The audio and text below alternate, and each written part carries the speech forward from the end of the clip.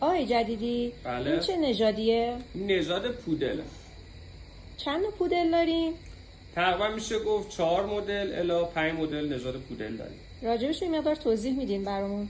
ببین بزرگترین سایز پودل میشه گفت پودل استاندارد، سایز متوسطش میشه مینیاتوری، سایز کوچیکش میشه توی پودل و کوچیکتر از توی میشه تاینی توی. وزن بالغشون چقدره؟ این کوچولوی خوشگلی که میبینی تقریبا میشه گفت تاینی تویه که وزن بالغش تقریبا 2.5 تا 3 کیلو میشه. پودل استاندارد تقریبا میشه گفت بالای 40-50 کیلو میشه.